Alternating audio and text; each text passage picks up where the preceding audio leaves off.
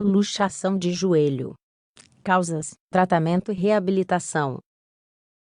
A luxação de joelho é uma lesão muito dolorosa produzida pelo deslocamento dos componentes das articulações. É necessário tratá-la corretamente. Uma luxação é uma lesão na qual os componentes dentro de uma articulação se deslocam ou separam. No caso da luxação de joelho, o fêmur e a tíbia são os ossos que devem voltar à sua posição natural. Como regra geral, a alteração somente afeta as peças ósseas. Entretanto, a equipe médica deverá comprovar se os músculos, vasos sanguíneos ou outras áreas corporais próximas ficaram prejudicadas. Outro nome que esse transtorno recebe é deslocamento. Aliás, as luxações são problemas frequentes na nossa sociedade e podem ocorrer em outras articulações. Luxação de joelho. Quais são os sintomas de uma luxação de joelho? Geralmente, os pacientes com este problema apresentam uma série de sintomas característicos. Entre os sintomas mais comuns podemos destacar dores ou moléstias intensas na articulação, se o paciente tentar movê-la. Inflamação leve na zona onde houve a luxação. É possível que o paciente também apresente hematomas na zona danificada. Sensação de formigamento, sensibilidade e inclusive entumecimento se existirem alterações dos nervos. Deformação da articulação que adota uma posição antinatural.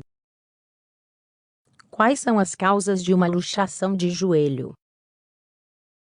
A causa mais frequente de luxação de joelho é o traumatismo na zona, apesar de que existam outros detonantes. Atualmente, foram identificadas as possíveis causas que favorecem a presença de uma luxação em qualquer região corporal.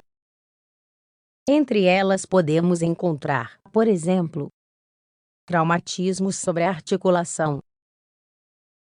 Pode variar levemente quanto à localização e intensidade. O golpe pode ocorrer tanto em um setor esportivo, como no local de trabalho, ou no âmbito doméstico. Má circulação. Neste caso, o paciente já desenvolveu este tipo de lesão, e é mais propenso a elas, é reincidente. Alterações de caráter congênito. Portanto, a pessoa apresenta uma série de alterações, que aumentam o risco de desenvolver luxações desde seu nascimento. Mau jeito ou mau apoio. O transtorno se produz por um movimento involuntário, brusco, etc. Em alguns casos clínicos, é possível que a luxação apareça de forma espontânea pelas características do indivíduo. Quais são os tipos de luxação de joelho?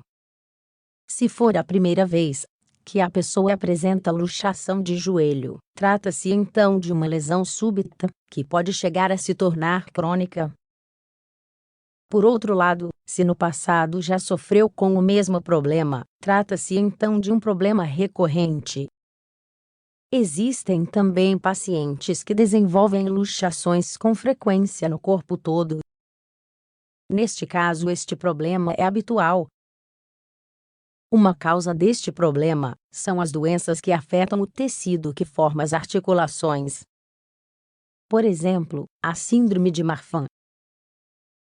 Ao mesmo tempo, podemos classificar este tipo de luxações em função do movimento da tíbia com relação ao fêmur. Desta maneira, podemos encontrar luxações de joelho anteriores, posteriores, internas e externas. Qual é o tratamento e a reabilitação? Primeiramente, a equipe médica deverá comprovar o tipo de luxação que o paciente apresenta. Em todos os casos, a solução final para esse transtorno é recolocar os componentes do joelho em sua posição original. Logo depois que este procedimento for realizado, o joelho deverá ser imobilizado com a ajuda de uma férula. Aliás, o tempo de imobilização pode variar entre 2 e 3 semanas de acordo com a gravidade do transtorno. Por outro lado, nos casos mais graves, é possível que seja necessário realizar uma intervenção cirúrgica. Desta maneira, podem-se colocar no lugar os ossos deslocados.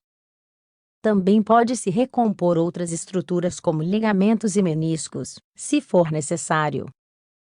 Finalmente, os especialistas liberarão a articulação depois do período de repouso. Entretanto, o paciente deverá realizar uma série de exercícios de reabilitação como parte da terapia. Assim, será possível devolver toda a mobilidade possível ao joelho afetado em um curto período de tempo. Existe maneira de prevenir o problema. Entre elas podemos destacar o uso de calçado adequado para a superfície na qual a atividade se realizará. Se for possível, deve-se evitar um piso escorregadio já que isso aumenta o risco de quedas. Em qualquer caso, recomenda-se realizar um aquecimento prévio ao exercício, para preparar nosso corpo para o esforço,